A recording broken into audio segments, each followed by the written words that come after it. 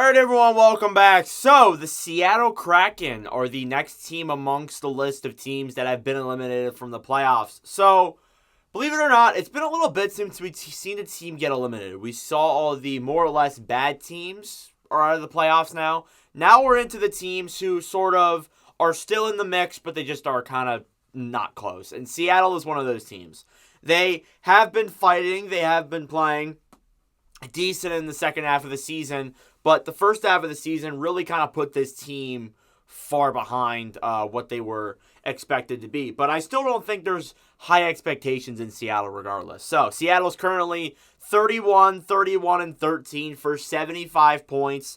They are 24th in the NHL. They have scored 199 goals, have let in 218. They are 16, 17, and 6 at home, and they're 15, 14, and 7 on the road. So the funny thing is that there's actually Eastern Conference teams that are below Seattle in the league standings that are still in playoff contention right now.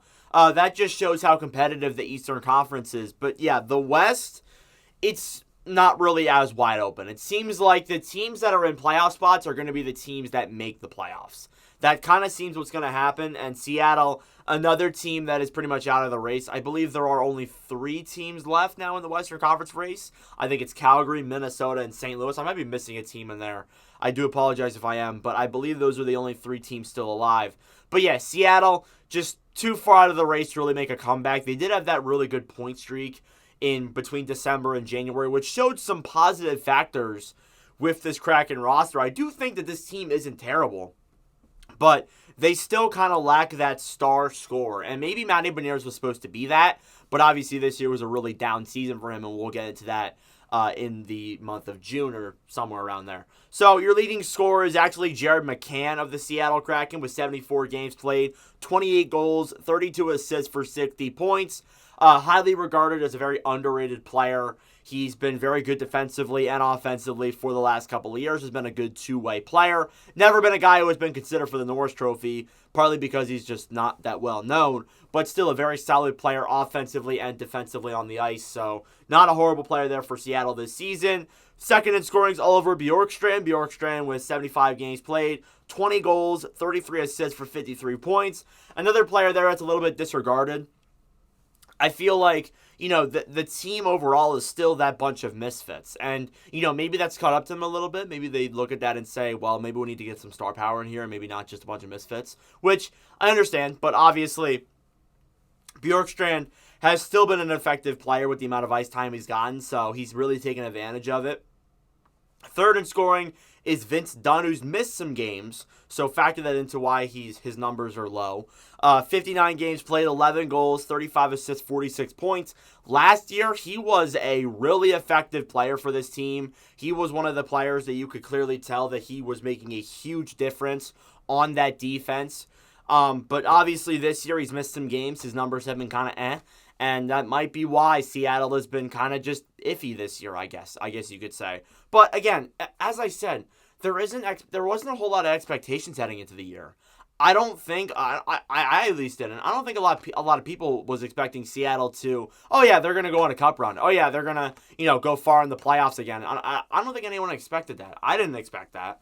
I thought last year in those playoffs was very fun to watch. I enjoyed both those series between Colorado and Dallas, but you can kind of just tell that Seattle, this year they just really weren't built for it. It's unfortunate, but I do think that, a few more tweaks, a few more improvements, and a pretty good draft pick could go a long way for the Kraken. Fourth in scoring, Jordan Eberle. Eberle with 71 games played, 17 goals, 25 assists for 42 points with the Kraken this season. Again, he's been another player who I've enjoyed. I think it was a smart decision for the Kraken to keep him. It seems like he's kind of that not really that backbone, but kind of that guy that is probably going to be here for the rest of his career. I wouldn't be surprised either if they name him the captain in the offseason. That would not surprise me either. So Eberle could be a name there that we see, but I think he's been good this season, even though his numbers are kind of but still, he's been pretty solid. Fifth in scoring is Eli Tolvanen, and we got to remember that Tolvanen was a waiver pickup last season and has been very effective since he's come to the Kraken. 75 games played, 16 goals, 25 assists for 41 points with Seattle this season. Again, not a bad, second or third liner on this roster, and putting up 40 points for a guy you picked up from waivers, not terrible. I'm not complaining at all. So, obviously, there's a few players in there that you're kind of like, wow, they're not in the top 5. Yeah, Matty Beniers was not in the top 5 this year. Last year was a rough year this year was a rough year for Beniers. Not because just injuries and all that, but he just didn't have a good season. I think that, it's a part of it might be the sophomore slump. We've seen that happen many times before. There are a lot of players who are kind of skipping that, though, like Wyatt Johnston is someone I've talked about in other videos. But it happens. I'm not really too worried about it. I feel like next year will be another really good year for him because Clayton Keller of the Arizona Coyotes had a very similar thing happen, and now he's scoring 80 to 90 points a season. So, definitely, I would not overreact if I'm a Kraken fan. Another player that you might be surprised about is Shane Wright, but not really. I mean, Wright's been in the AHL the majority of this season. He's been called up a few times, but has not been, a legitimate NHL role player. I do think, though, that he has come up. He's played solid in some of the games he's played. He actually is up right now and playing for Seattle since they're out of the playoffs. But I do think that, Wright this year developing with Seattle, I think it's going to be really good for him. Or developing in Coachella Valley is going to be really good for him. And next year, maybe when we start seeing him really start, improving with this Kraken team. That's what I like to see there from Shane Wright. So hopefully we see that development keep going. In the goaltending realm of things, we've had Joey Daccord, who's been a pleasant surprise for the Kraken. 18, 16, and 11. A 2.42 goals against average and a .918 save percentage. The reason why the Kraken were in the playoff contention for so long was A, the overtime points, and B, Joey Daccord. I don't think you can say anything else. Daccord has been probably the Hart Trophy the most valuable, not the Hart Trophy candidate, the most valuable player on this Kraken roster, which is when I look at it. I feel like he kept him in the playoffs for such a long amount of time with the way he played. Even during that point streak too, he was a huge role in why that lasted so long. So it's nice to see there from a guy like Daccord, him playing very well, because I remember when he was in his days with Ottawa and just could never get off the ground. Backup is Philip Grubauer, 12, 14, and 2, a 2.97 and a .895. Grubauer has been Grubauer, I guess. He's really, I don't know, it's just his numbers aren't all too great. He's kind of past that prime he had in 2018, 2019, that sort of area. He's kind of out of that now, so obviously that definitely has shown.